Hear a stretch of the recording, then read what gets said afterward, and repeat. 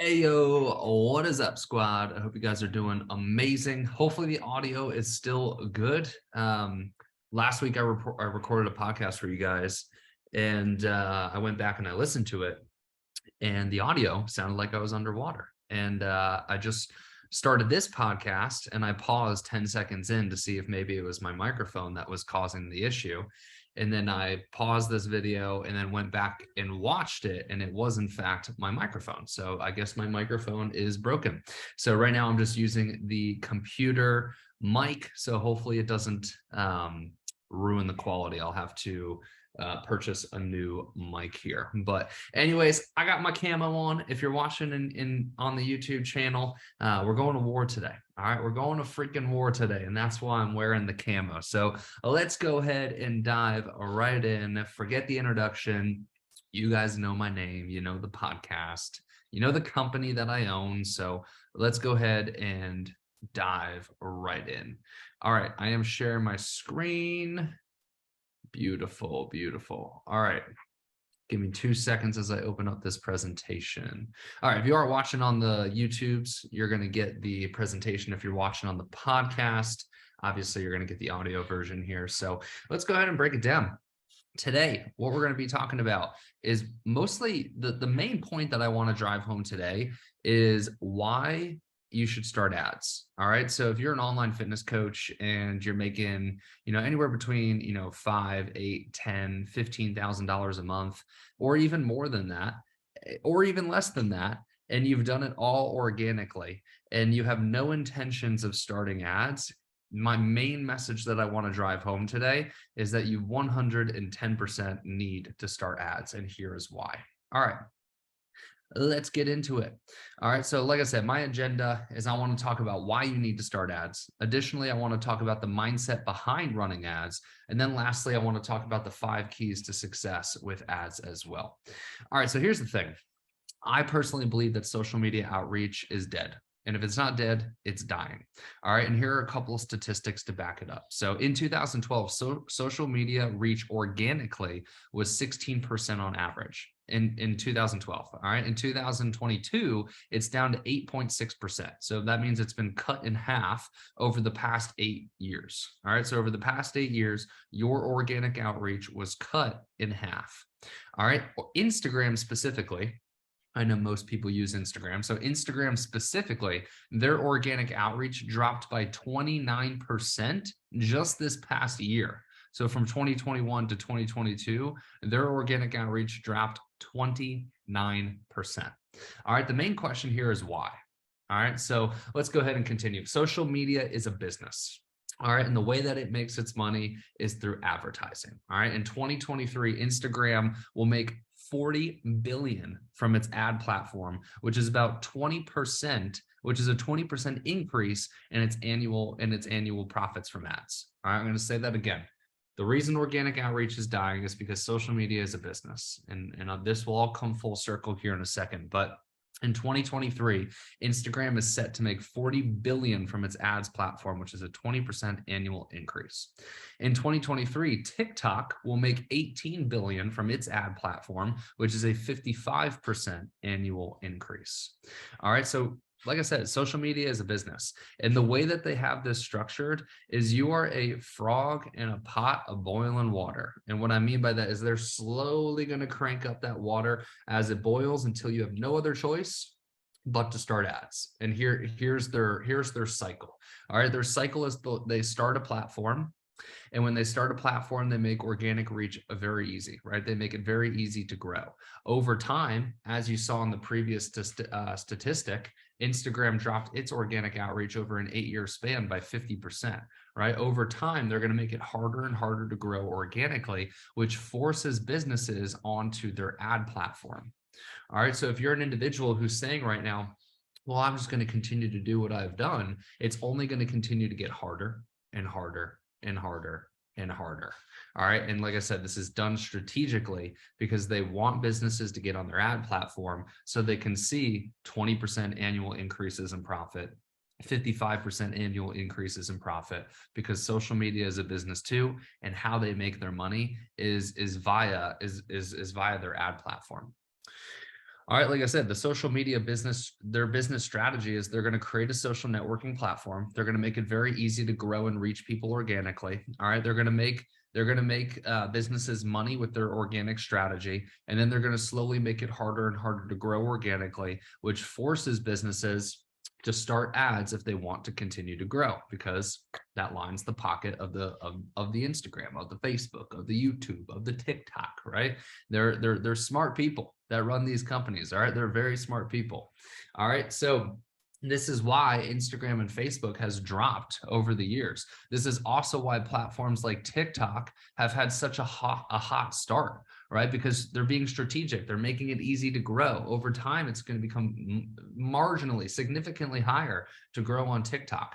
Right now, the organic reach on TikTok is 118%, which means that 100% of your followers are going to see your post, plus an additional 18% of people that don't currently follow you. That's how easy right now it is to grow on TikTok, but it won't be that way forever. All right, so what do we do? That's the big question. The big question is, what do we do? All right, option one, you can commit to organic growth. All right, so you have two paths here. All right, you could say, you know what, I just never going to start ads. I have no interest in starting ads. I'm just going to commit to organic growth. All right, and here's the thing. You're always going to have to be the early adopter of new platforms. All right, if you're going to commit to organic growth, then you will always, always, always have to be the early adopter on new platforms. You're always going to have to do your research, find the next TikTok, find the next big thing, be the one on the platform first, learn the platform, post a bunch of times, and you're going to be spending a ton of time on content. You're going to be spending a ton of time on the creation process, which, if that's what you like, that's totally fine. Maybe this is the strategy for you, right? But option one is commit to organic growth, which, like I said, you're always going to have to be the early adopter. You're always going to have to be extremely, extremely consistent. You're now going to need to make insane amounts of content just to get the necessary reach, right? I don't know if you guys have heard this on Alex Hormozi's podcast, but he talked about how he's grown his social media platform, and he posts 80 times a week across multiple channels. All right. And guess what? That's not realistic for one person to do. So the last thing, if you're going to commit to organic growth, is you're still going to have to spend money. All right. It's still going to take tons of time, and you're still going to have to spend money, because if it takes you 80 posts a week across multiple platforms, you're going to have to hire people that could facilitate that. And that ain't cheap either. Trust me, it ain't cheap either. All right. So that's option one. We can continue to commit to organic growth, or we can get in the game. All right. What I mean by that is we can get in the ads game. All right. You can learn how to spend $1 and make 3, 4, 5, 6x in return. All right. You don't have to worry about playing, keeping up with the Kardashians on social media if you don't want to.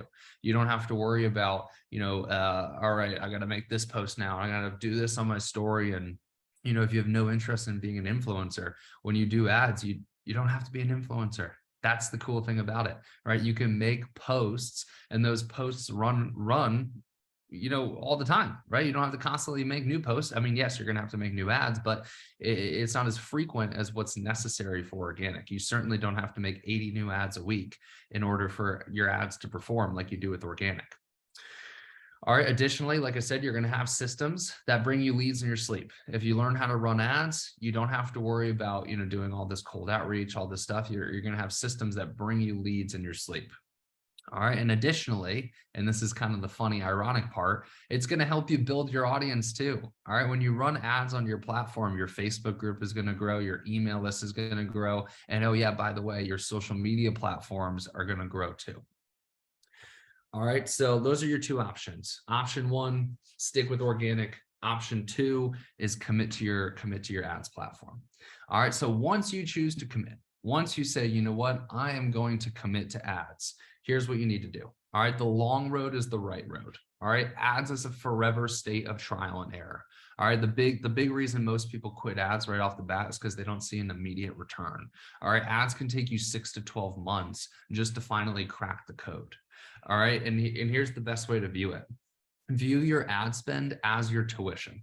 All right. You are paying for education when you are spending money on ads. All right. What you are learning is you're learning what ads actually work, what resources actually work, what your ideal client actually wants, right? So you learn a lot more about your ideal client, which in return can even help your program, can even help your sales process. It can help everything, right? So the money you spend on ads will only go to waste if you don't study, learn, and adjust. Okay. We're going to dive into the 5 keys to ads. All right. So I'm going to keep this very high level. Like I said, my main point for today's talk is to create the awareness and the understanding on why we need to start ads. All right. Now I'm going to cover the 5 keys. All right. So once you've committed, you've understand that you're in it for the long haul. Here are the 5 things that you need to make sure. All right. Number 1 is you need to trust your media buyer. All right. So your media buyer is going to be the individual that places your ads for you. All right. So what that means is you're going to be the strategic visionary.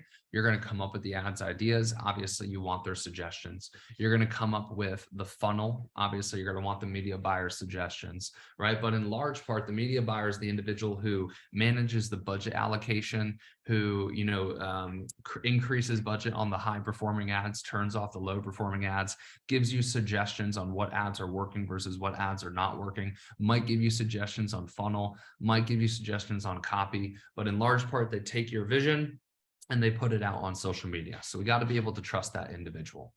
All right. If you want a really simple website in which it's basically like Bumble for media buyers, meaning like you can sift through and you can find the media buyers that you want, adskills.com is a really good place to find solid media buyers.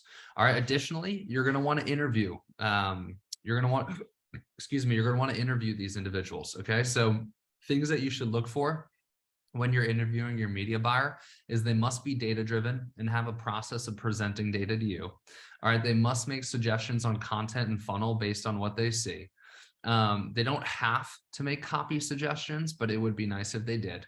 Make sure they are clear on what platform they excel at. Typically, one media buyer is really good with one platform. If you're trying to run ads on multiple platforms, you probably want multiple media buyers. You really want somebody who's niche specific. I'm really good with Facebook ads. I'm really good with YouTube ads, right? You really want somebody who knows the landscape. All right. And then we have make sure they are clear on the process of the funnel they excel at. All right. So are they really good with an ad to DM funnel? Are they really good with the VSL funnel, right? You want them to have a niche on what funnel they really excel at. All right, key number 2, test. All right, always have a portion of your budget allocated to testing. All right, traditionally in the beginning, you're going to want 60% of your budget to go to testing and 40% of your budget or less to things that you've established as winning formulas. All right, in the beginning, it's all about learning what works. Big mistake I see that individuals make is they put out one ad and they never change it and they never test anything and they go, oh, ads don't work. Right? You got to commit to the process of testing. All right. Number 2, your testing must be complemented with a strong data process. All right. Don't ever test blind. All right. Don't ever test blind. You need to, all right, strategically, I'm going to run a test on this thing. And then you need to have data that supports this thing. All right. Once you have winning ads, copy, hooks, and resources, you're going to run controlled tests. All right. This is when you isolate a certain aspect of an ad and run it with winning formulas. Here's what I mean by that, right? Maybe you want to test specifically a new resource. All right. To run a controlled test, you're going to want to take the new resource and run it with an ad that you know works, copy that you know works, and hooks that you know work. This way you're isolating that one variable and you could figure out, all right, this ad either does work or doesn't work because I know all these other variables are successful and the ad didn't work. And this is the only thing that's variable, which is the resource. All right. And then lastly, your test needs to support a hypothesis. All right. Most of these hypotheses come from clients and market trends. So what I mean by that is the creative of your ad should be driven mostly from your interactions with your clients or market trends that you're seeing. For example, I run business ads. Right now, there's a recession. I'm running ads about a recession, right? It's a market trend, right? Another example is if I have an interaction with a client and they perpetually tell me that they're struggling with XYZ thing, I'm probably going to run an ad on that. All right. Key number 3, data. All right. When it comes to data, you want to track 2 sides of the funnel. All right. So you have the sales side and you have the marketing side. All right, so the sales side comprised of calls booked, shown, pitched, closed, contracted, collected, cost per call, earning per call, and average lead grade. All right, so how many calls am I booking? All right, how many have shown? How many have I pitched the program, meaning pitched the price? How many did I close? How much have I contracted from the closed? How much have I collected from the closed? What's my cost per call, which is simply taking the amount that I've spent and divide it by how many calls that I booked? What's my earning per call, which is simply taking how much I've earned and divided by how many clients I've closed? And what's my average lead grade? Meaning on a scale of 1 to 5, on average, we grade our leads blank. All right, so that's the sales side. Then you got the marketing side. All right, so you're going to want to track CAC. All right, so CAC stands for cost of acquisition, cost of acquiring one client, basically. All right, so the way you figure this out is you take the amount that you spend. The simplest formula is you take the amount that you spend and you divide it by how many clients you closed. All right, traditionally in the fitness market, you want that under $1,000. All right, on the marketing side, you also want to track ROAS, which is your return on ad spend. You want to do that collected and contracted. All right, so essentially what that is you take how much you've made and divide it by how much you've spent, and that's going to be 5x return, 4x return, 3x return, whatever it may be. All right, the next thing you want to track on the marketing side is your cost per result. All right, so you're going to want to chat with your media buyer on what that means. That can mean website clicks. That can mean people filling out an application, right? Whatever the result is that you guys determine, that's the variable there. But you're going to want to measure cost per result. How much is it costing you to get one website click, if that's your result? All right, and then the last thing that you want to track here is your click-through rate. All right, so ideally you want your click-through rate to be a 2 or higher. If it's above a 1, it's probably a good ad. If it's above a 2, it's a great ad. All right, this is the measure of the ad's effectiveness, the click-through rate. So how far basically have they clicked through the funnel is what that measure will tell you. All right, the next thing with data is you want to track at the ad level and you want to track at the platform level. All right, so what that means is you want to track at the individual ad level. So this ad did this, and you want to track at the platform level. All right, so all the data points that I went over, you would do that for the ad level, and you do that for the platform level as well. All right, and you're going to use this for budget allocation. All right, the best return on ad spend per platform gets the most budget. Same thing for ads. All right, key number 4 is going to be your ad creative process. All right, so how you're actually going through creating the ads is extremely important. All right, so really quick, we're going to go off the presentation. All right, so here's your little checklist here. All right, so guidelines for ad creation frequency. All right, relevant to your ad spend. All right, so if you are spending less than $10,000 a month on ads, all right, you're going to want to create 8 to 10 new ads one time every 2 months. If you're spending more than 10,000, but less than 30,000 a month, you want to probably recreate ads one time a month. If you're spending more than $30,000 a month, you're going to recreate ads 2 times a month. All right, and then here's your process in which you will actually create the ads. All right, so the first thing I do when I'm creating ads is I assess the data at the ad level for both the marketing side and the sales side. All right, I'm trying to find what are my top performers. All right, and when I'm looking at the top performers, I'm trying to find consistencies. Is there a certain style of ad that led to a consistency? Is there a certain resource? Is there a certain hook being the first 5 to 10 seconds, right? What are the consistency here that I could pull from? All right, once I find continual styles and resources that work, you want to center right around 60% of your new ads around creating different variants of the same ad. All right, and once again, this is if you're more established. In the beginning, it's more about testing new stuff. As you go, it's about recreating more of the same. All right, different variants can be defined as tweaking the ad copy, tweaking the video, the angle, the style, tweaking the tweaking the picture, the graphic, or tweaking, improving the resource. All right, the remaining 40% of your ads go towards creating and testing new concepts, right? You're trying to find the next winning ad, resource, or angle.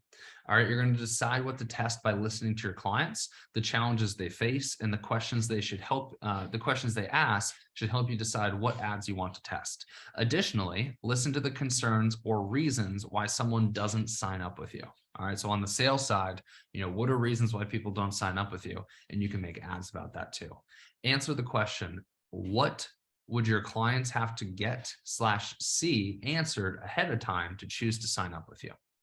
All right, so that is generally my process of creating content.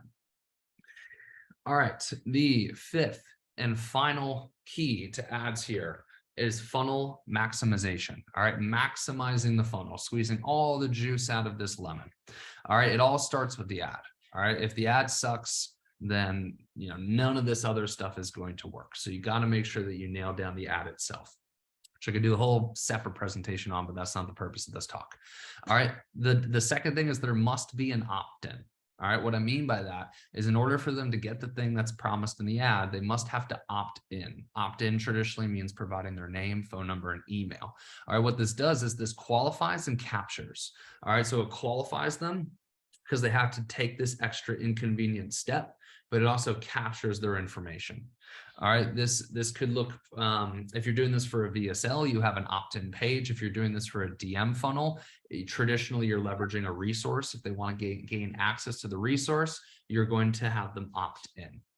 All right, all opt-ins must be pushed to long-term lead gen nurture systems. All right, that could be an email list or that could be a Facebook group. And then additionally, all opt-ins must be called or texted as soon as possible. So when you get that opt-in information, 15 minutes or less, you're either picking up the phone and dialing or you're shooting them a text. Number 5, all nurture systems must have continual cadence. So if you're funneling them to a Facebook group or an email list, this goes without saying, but you should actually be posting content there. And then number 6, the resource or VSL must be good. Okay, it's that simple. All right, y'all. That is it. That is it. I hope that I really drove home the point that this is important. This is something that you need to focus on for the success of your business. It is going to be very, very hard if you choose to continue to commit to organic. I would much rather you take that time and allocate it towards ads. Well, still focusing on organic. And what I do, and the reason that I continue to focus on organic is because I run a lot of my ads through my organic Instagram.